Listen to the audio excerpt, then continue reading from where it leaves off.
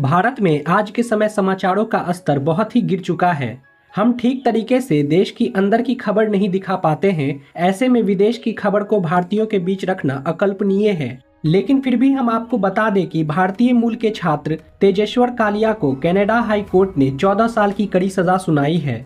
उनका गुनाह यह है कि उन्होंने अपने बचाव में खुद को लूट रहे लुटेरे को आत्मरक्षा में पीट दिया था। अब कनाडा में यह कितना बड़ा गुनाह साबित हो जाता है, हम इस सजा से समझ सकते हैं। यह घटना इस बात की ओर भी इशारा करती है कि विदेश में भारतीय मूल के लोगों संग किस तरह का दुर्व्यवहार किया जाता है।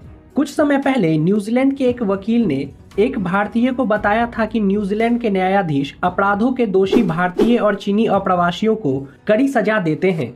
ऐसा इसलिए है क्योंकि ये न्यायाधीश वहां के माओरी अपराधियों को हल्की सजा देकर छोड़ देते हैं, जिससे वामपंथी लिबरल खुश हो जाते हैं।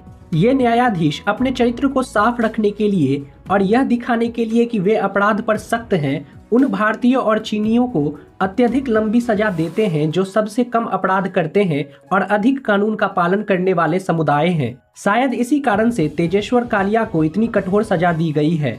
वहीं यह बताता है कि कनाडाई जज भी उतने ही डरपोक और नस्लवादी हैं। हालांकि तेजेश्वर कालिया के खिलाफ दूसरा कारण यह भी हो सकता है कि उन्होंने भाग रहे एक अपराधी को मारा था, लेकिन तकनीकी रूप से कालिया अभी भी अपना बचाव कर रहे थे। लेकिन इससे न्यायाधीश को उसे 14 साल की अनावश्यक लंबी सजा देने का रास्ता मिल गया।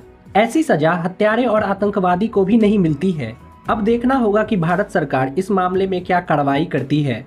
यह घटना एक सीख है उन लोगों के लिए जो अवसरों की तलाश में भारत छोड़ना चुनते हैं। उन्हें यह भी ध्यान में रखना चाहिए कि इसका परिणाम गलत भी हो सकता है। भारतीयों को यह गलतफहमी है कि विदेशों में सरकारी प्रणालियां निष्पक्ष और क्रियाशील हैं।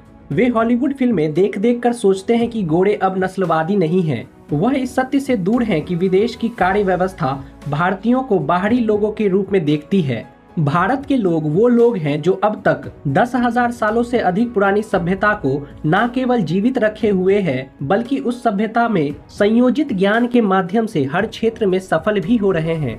विदेश में रहकर उनकी भाषा सीखकर भी भारतीय अपनी सभ्यता व भाषा नहीं छोड़ते हैं, और जो छोड़ देते हैं उनका परिणाम उस धोबी के कुत्ते की तरह हो जाता है जो न घर का रहता है न घाट का। सत्य से ही समृद्धि होती है करोड़ों सूर्य लेकिन सूर्य हैं बस नाम के, जो न दे हमको उजाला वह भला किस काम के। रात भर जलता रहे उस दीप को दीजिए दुआ, सूर्य से वह श्रेष्ठ है सूक्ष्म है तो क्या हुआ। वक्त आने पर मिला ले हाथ जो अंधियार से, संबंध उनका कुछ नहीं है सूर्य के परिवार से।